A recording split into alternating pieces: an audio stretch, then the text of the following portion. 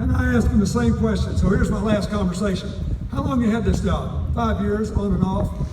When's on? She smiles. No, I said, when's off? She smiles. When I'm going to school. When's on? When I'm trying to pay for it.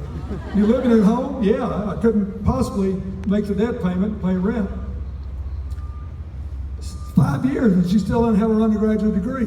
This is nuts. So what else would happen? If you wanted to take a job that you like better than the one you have, but it pays less and you think you can't take it because of your debt payment, you could take it now because your debt payment's going to be capped by your income. If you wanted to go borrow $50,000 and open an organic bakery, you could do that, or any other small business. Why? You can't do it now because your college debt would make you ineligible for credit. But you could do it if it was a fixed small percentage of your income, and the lender would know that if, like most small businesses, you don't make any money the first year, it wouldn't bother them because your debt payment would drop. You wouldn't be compromised. Think of what we could do. We could unleash the energies of millions of young Americans to make a bit of contribution, and we could have upward mobility again, and we could all grow together again. This is a big deal, and the country has a big stake in it. Not just the young people affected, not just their families, but every single American has got to lift the ridiculous burden of debt off the younger generation in this country. Now, a couple of other things. We can create a lot of jobs also if we invest in modernizing our infrastructure and making America the clean energy superpower of the world. Hillary's always said what happened in Flint, Michigan was terrible, but it's nowhere near the only place in America where kids have elevated lead levels in their blood. If you tore up all those pipes and put down new ones, you would create zillions of jobs. They could not be exported, and you could give every child in America a healthy future, and we ought to do it. We can put up 500 million solar panels in the next 4 years. Whenever I say that, east of the Mississippi, people roll their eyes and say, you know, Bill Clinton's a nice man, but he's losing. He thinks he's in California, and it's a cloudy day. California does have the largest number of solar panels, but guess what? The number 2 state is New Jersey. And the wind's blowing. Minnesota, Iowa, and Texas all get a third or more of their electricity every day from the wind. And Iowa has the lowest electric rates in America. You'd have more manufacturing jobs in Kentucky if you lowered the power rates. This is a big deal. We can create an environment where we can all grow together. So that's my pitch. If you believe the most important and urgent job is to save the middle class with rising incomes and to have upward mobility so people can work their way into it, and if they're good enough, work their way out of it so we can reduce inequality, I urge you to vote for it. Now, the second reason I urge you to vote for it is that there are 2 things that could keep us from doing this beyond just not having the right ideas. One is all this trouble around the world. And it's not just ISIS. Look at Europe. They're thinking about breaking up the European Union. They got more refugees than any time since World War II. Goats in the tank. And all these European countries are electing people running on a more civilized version of Mr. Trump's platform. Keep the immigrants out. Close the borders. Who cares about freedom or diversity or any of that? They're scared, and they're going to drive down growth. We have the best trade balances with our friends in Central and South America. Biggest country, Brazil, is in trouble. We have good relations with our friends in Southeast Asia, but they're now under pressure from China because China's in trouble.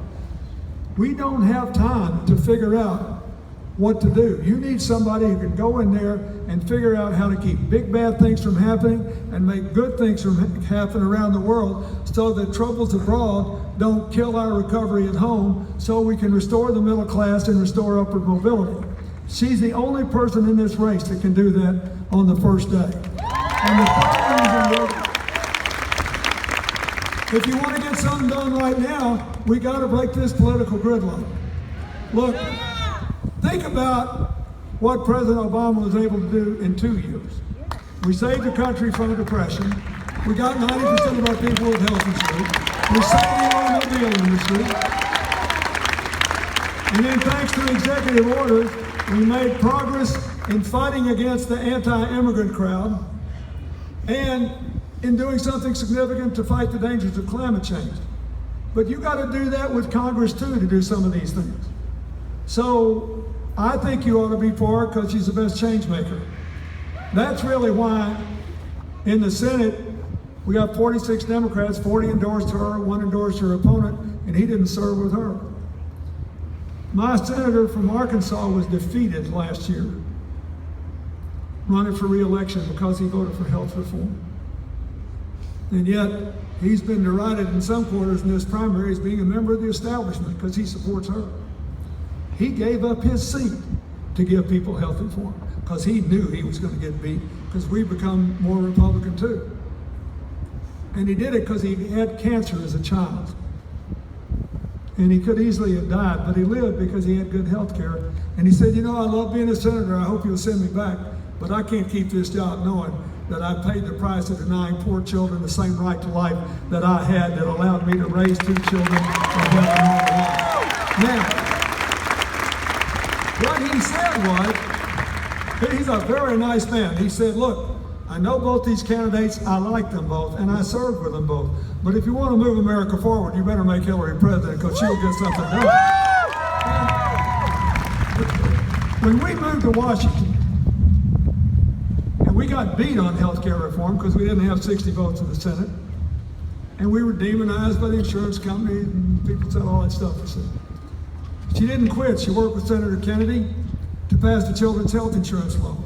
It's an important part of Obamacare. There are 8.4 million kids insured under that law today. She went to the leader of the Republicans in the House then, who was basically the hitman for the pre-Tea Party Congress, and said, you know, we don't agree on very much. He said, do we agree on anything? She said, yeah, one thing. I know you adopted your children, and I honor you for it.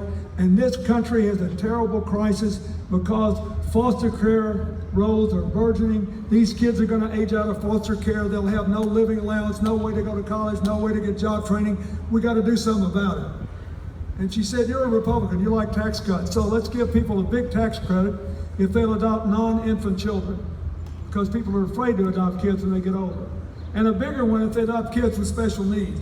And then you're going to have to spend some money on social workers and support systems and money to help people who are going to age out. Guess what? The bill flew through Congress like a hot knife through butter, and there was an 80% increase in adoptions out of foster care. She always makes something good happen. And then when she was a senator, she was the first member of the New York Senator ever to serve on the Armed Services Committee. 9/11 happens. She pushed through a bill with Senator Graham of South Carolina to make sure people in the National Guard and Reserves from Kentucky got the same care regular military veterans did when they came home. To make sure with Senator McCain that people with traumatic brain injury and post-traumatic stress syndrome were adequately treated. She was the de facto economic development officer for upstate New York. You go to Buffalo, Syracuse, Rochester, places that were given up for dead. They all voted for president in the primary because they could all point to something she did that started their renewal. And most remarkably, she worked with all of these small manufacturers and farmers. We got a lot of family farmers. And when she ran for re-election, the head of the Farm Bureau on Long Island endorsed her. Lifelong Republican. The press ran up to him and they said, Joe, I thought you were a Republican. He said, I thought I was too. How can you endorse her? He said, look, I spent years and years and years trying to keep these family farmers on their farms. All politicians sound great at election time. All I know is in all those years, she's the only one we ever sent to Washington who actually did something to help my farmers, and I am going to support her. And he did with election. So, when she became Secretary of State, she worked on the sanctions on Iran, which enabled us to get a 10 or 15 year delay in Iran's nuclear program. I know there's some controversy about that, but the sanctions were a good thing. It wouldn't have happened without them. And let me tell you, you should be for it. Because if Iran gets a nuclear weapon, at least 3 other countries in the Middle East could buy them. And nuclear weapons are very dangerous to maintain because you have to keep extra fissile material. And if you get that material out, you can make dirty bombs and wreak havoc all over the world. She ended a shooting war between Israel and Hamas in Gaza with the Muslim Brotherhood president of Egypt. She got the only thing that survives our attempt to get along with Mr. Putin better past the New START Treaty, which reduces the chances of accidental or intentional nuclear war. And you sure ought to be for that. And that required 67 votes in the Senate. That's a lot of Republicans she got. And maybe most important to me, when President Obama asked her to be Secretary of State, she said, okay, but I want you to do something for me. He said, what?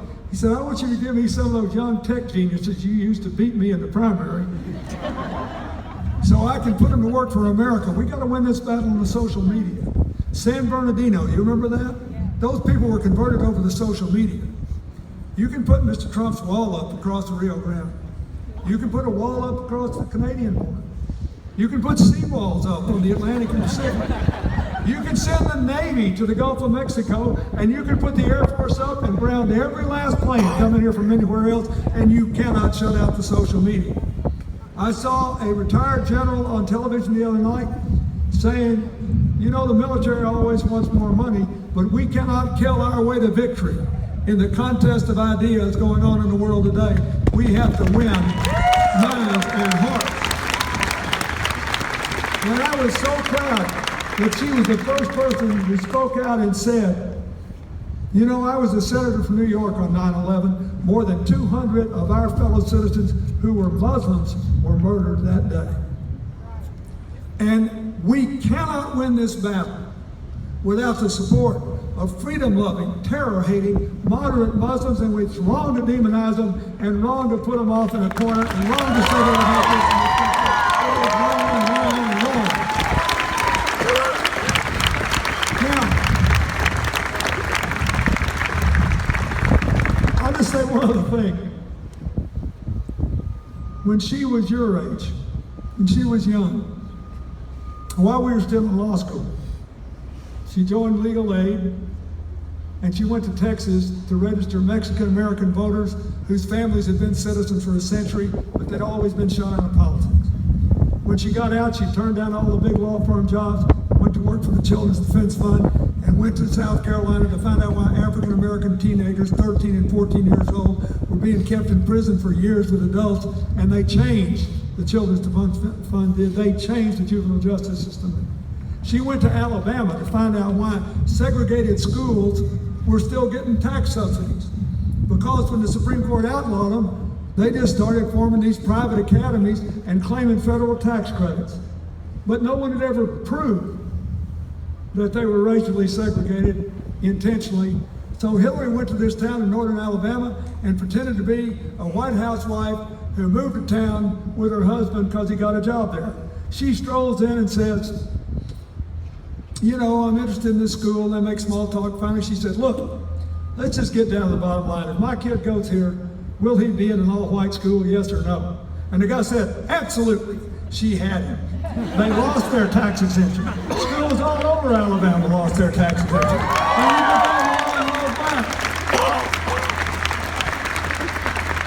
So, there have been all sorts of explanations offered for why she got 93% of the African American vote and a big majority of the working class white vote in Alabama. But most people believe that past performance is a good indication of future leadership. And I do too. So, that's my pitch. You can discount what I say because I love her. I met her 45 years ago in March. But I've also been president at a time when inequality went down, when poverty went down, when median income rose. I know that President Obama did a remarkable job saving us from the Depression, saving the auto industry, passing health care, and I know he could have done better if we Democrats voted at midterm elections as much as we do in presidential elections.